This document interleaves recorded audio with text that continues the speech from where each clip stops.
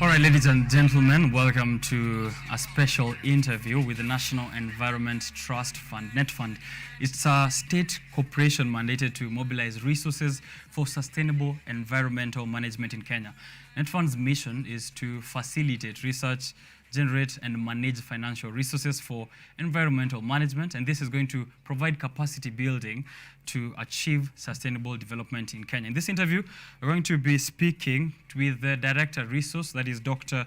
James Njau, who is here to help us understand the mandate, the achievements, challenges, and future plans in the efforts by Netfund to promote sustainable environmental management in Kenya. So if you have any questions on what exactly is happening around environmental mobilization of resources and also financing in that regard, this is that interview for you. But let me first introduce him. We get to know his mandate, and then we get to know the mandate of the National Environmental Trust Fund. Welcome to the show, Bwana Director. Thank you. Right.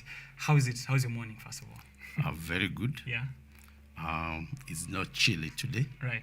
So it's good. It's manageable. Yeah. Let's get straight into it. You are the Director of Resource, and you are specifically taking care of resource mobilization. Maybe tell us about your role a bit there, and then we can segue into Netfund. Okay, thank you very much. Dr. James Njagu is my name, not Njau, but Njagu. I am the director responsible for resources mobilization and programs in Netfund. And basically, as the word says, is about ensuring that there are enough resources to fund environment programs. This organization is a specialized state corporation under the Ministry of Environment with a sole mandate of ensuring that there are resources available to address matters of environment, matters of climate change, matters of afforestation, and basically to support the environment sector. So that's where I'm directing that mandate, which is the sole mandate of Netfund. Right. What are now that you're looking at environmental challenges, what are some of those that Kenya specifically is experiencing that you have noted? Okay. The very first one, when you think about the environmental challenges in Kenya, the very first one is about the forest cover. The forest cover is about 8%.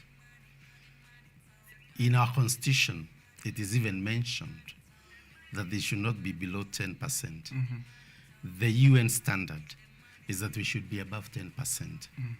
Compared with our neighbors, like Tanzania, Democratic Republic of Congo, we are very low. Tanzania is over 40%, and the same thing with DRC. So the first challenge is about environmental degradation. We need to take care of our forests, of our water towers, and ensure that they are not degraded. So degradation is one of the very first challenges. And the second one is about how we deal with the issues of waste management.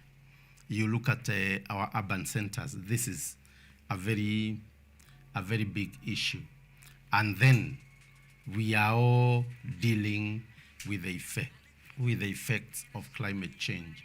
This is not only for Kenya, but all over the globe. It's a big issue, it's a big problem, so we must be steadfast and very, very prepared on how to mitigate the effects of climate change. Right. Yeah. The conversation on environmental and climate financing, I think it's a new term in Kenya. How is the situation like in climate financing?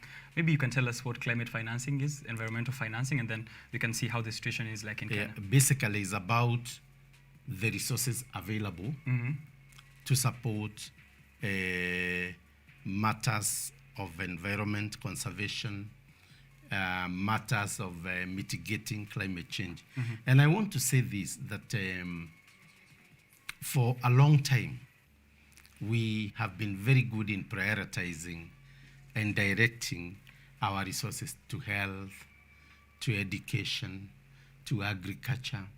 But today, it's very clear in everyone's mind that the issues of environment and climate change are so serious such that they affect all the other sectors. And I want to tell you this, that the nationally determined contributions, when some calculations are done, it's like in Kenya, we require about 60 billion to address matters of environment. I want even to bring you down a bit. Mm-hmm.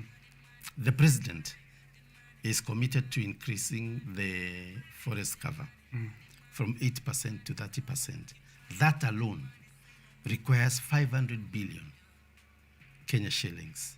So a lot of resources need to be mobilized to address matters of environment, matters of climate change, because environment is our, we are talking about Mother Nature. Yeah, everything else today is driven by what we have in our environment, the climate, the rainfall. We've just experienced long droughts. We have water shortage. Why? Because we've not conserved our water towers. We've degraded our forests. All the forests in Kenya have quite a big percentage of degradation, encroachment. Right. Yes. Okay. I've noticed there you've talked about the gap that is there, how much money is actually needed for us to be able to address issues of climate and also environment. What is Netfund doing to bridge this gap in financing, and how you as Director of Resource, how is resource mobilization happening towards the environment with Netfund? Okay. Just to give you a small background, Netfund, the National Environment Trust Fund, was established by an act of parliament in 1999 called Environment Management and Coordination Act. But Netfund was not functional, or rather established, until 2006. But it was established as a department of NEMA. But then, in 2015, Netfund was fully established as a parastatal to lead in the efforts and coordinate all other actors in terms of mobilizing resources for environment. So what Netfund is doing, number one, is looking at the resources from a number of angles.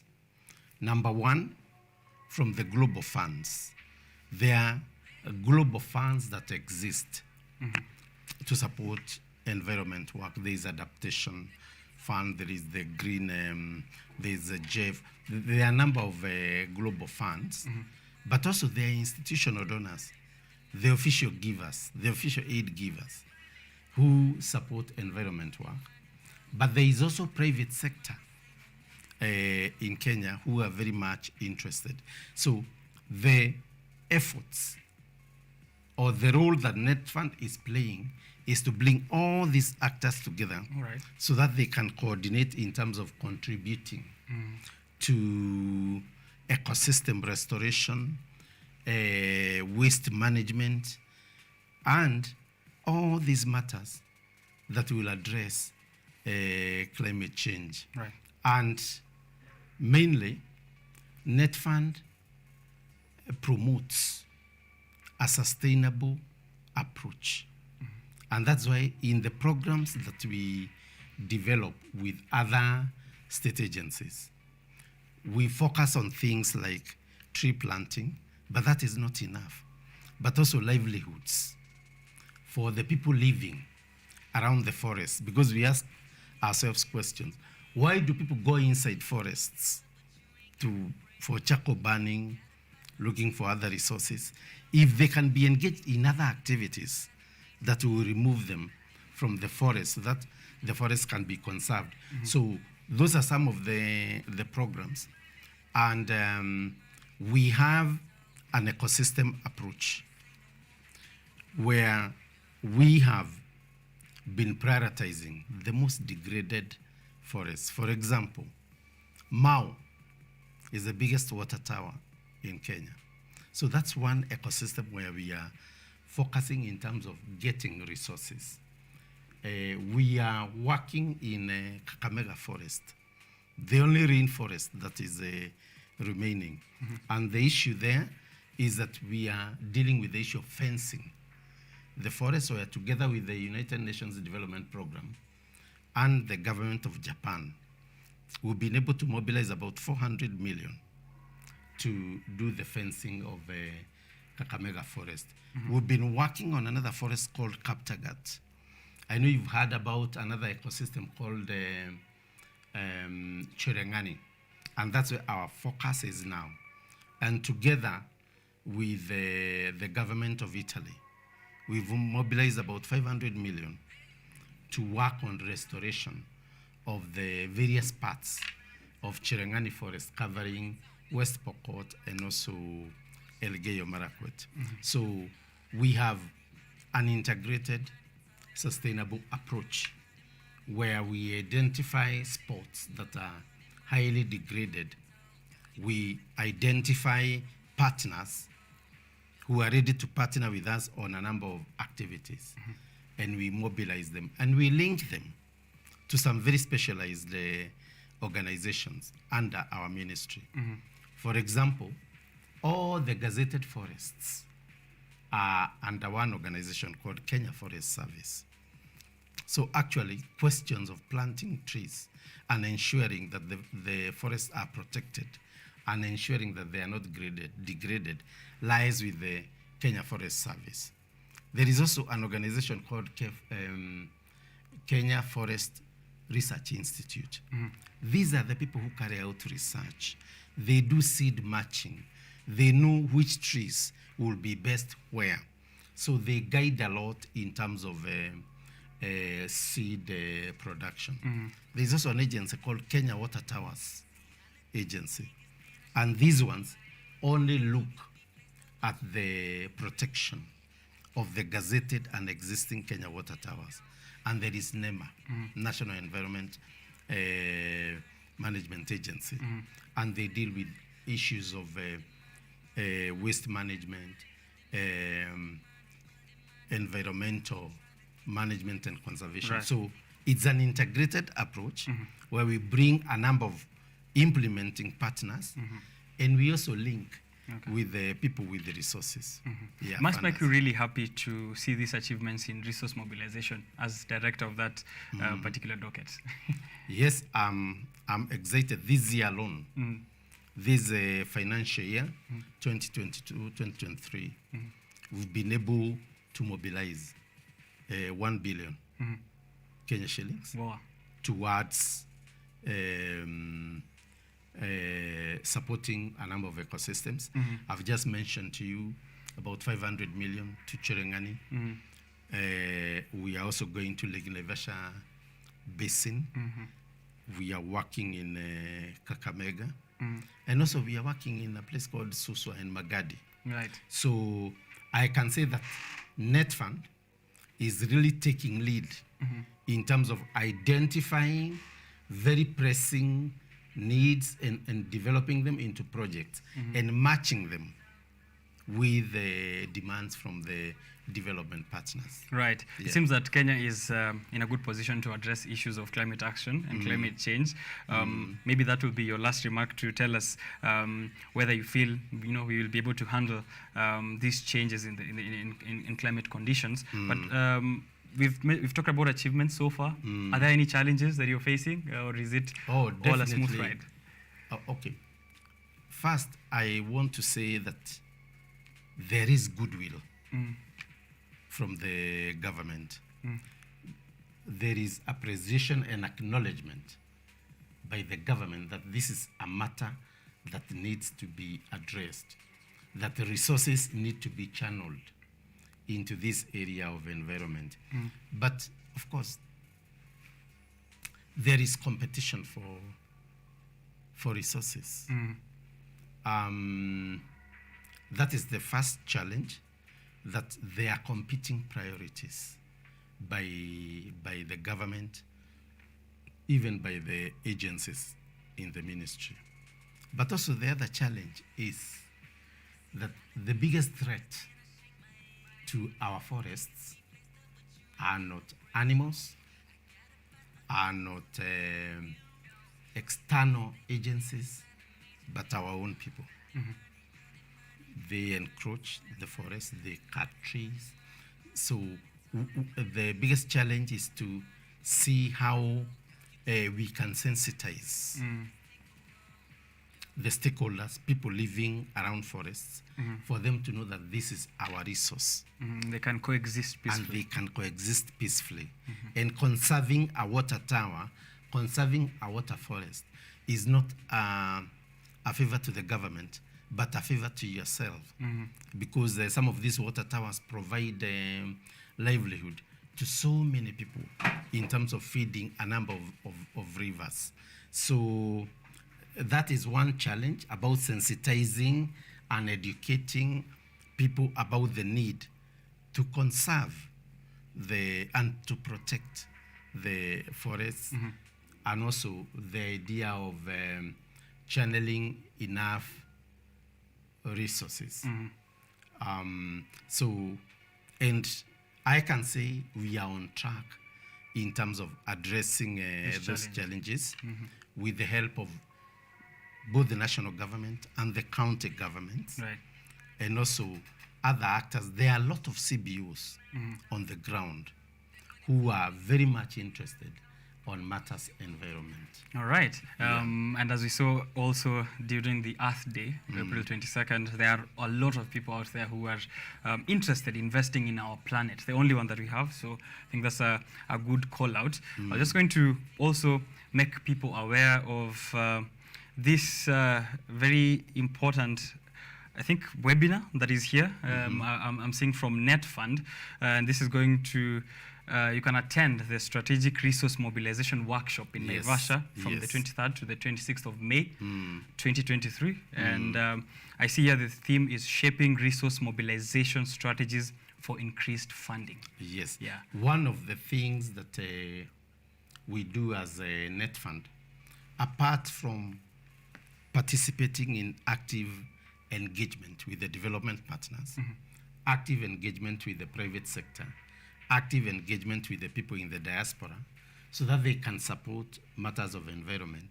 We also build the capacity of NGOs, of CBOs, of faith-based organizations, of the counties. We build their capacities so that they can gain skills and know how do we go ahead in terms of mobilizing resources.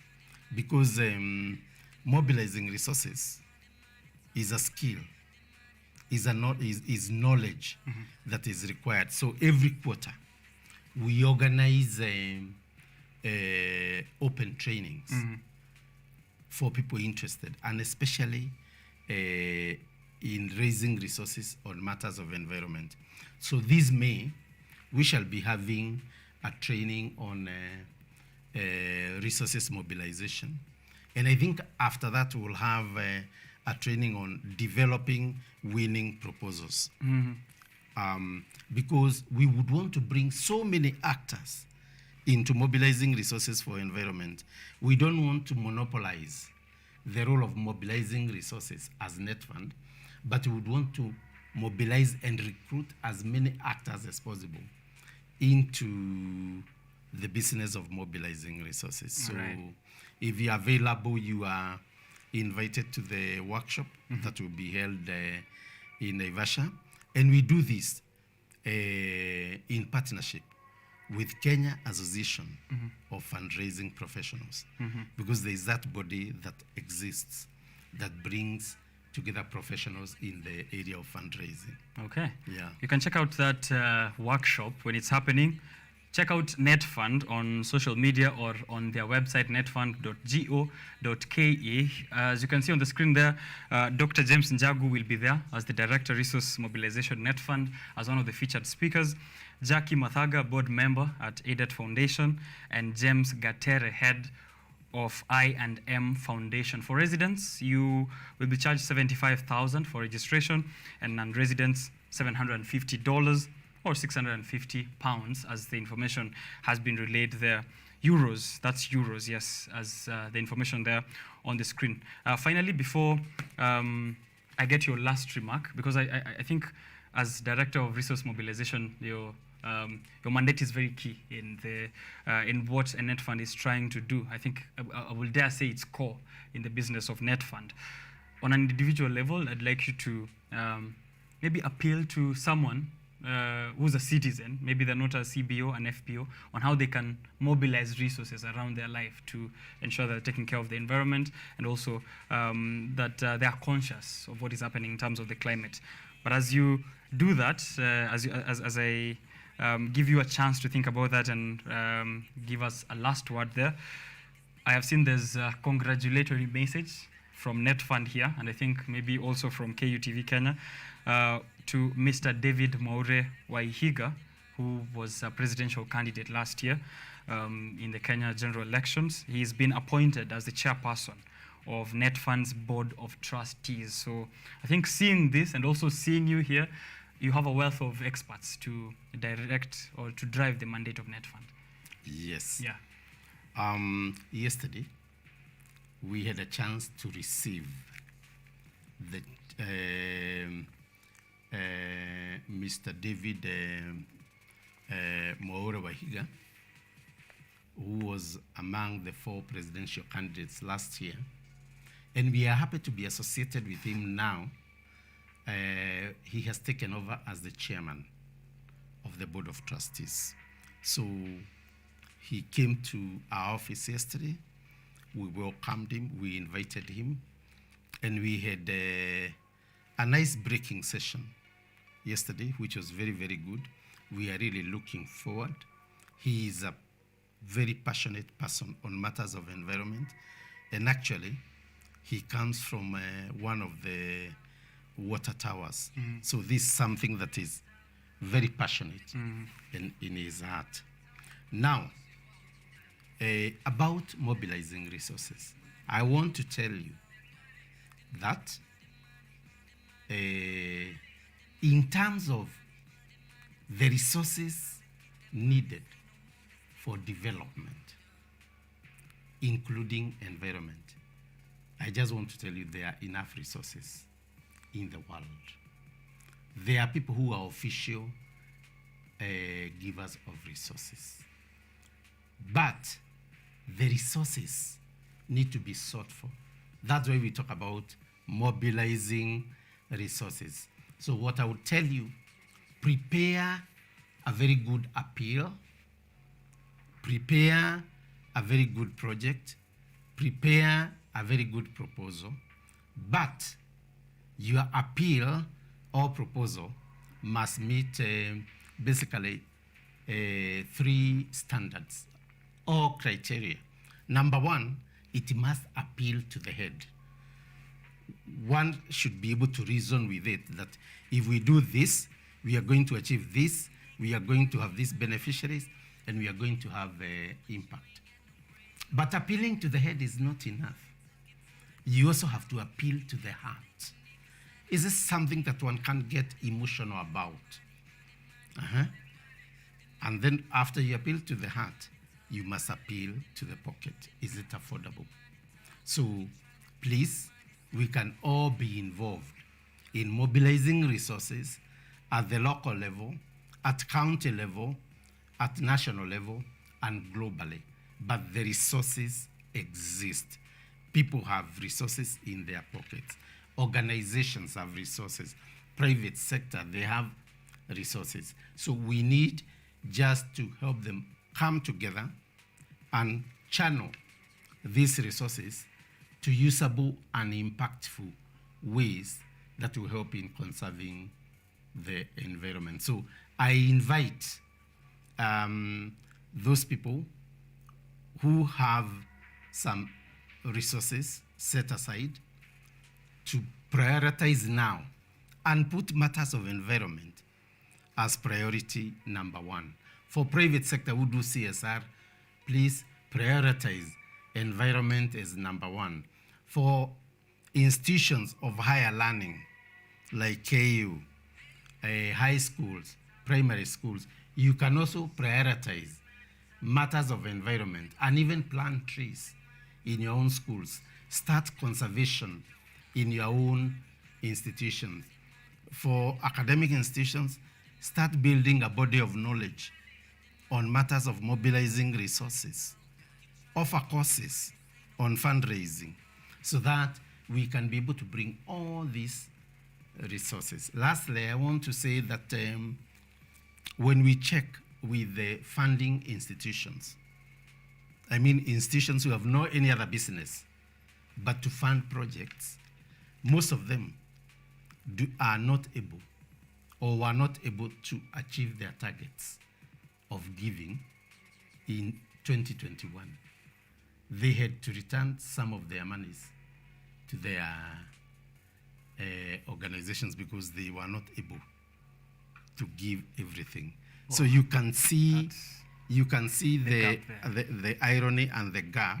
That's true. That people are dying of poverty, forests are getting degraded.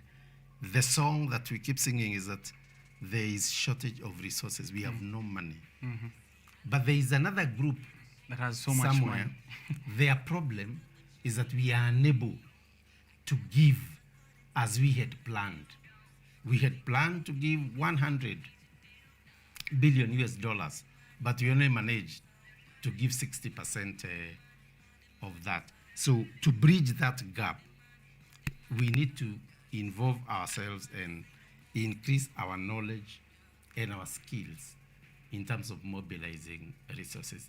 Right. Netfund is providing that solution by building capacity of all the stakeholders and people interested in that. All right. Yes. Thank you very much, Dr. James Njogu, for creating time for me this morning.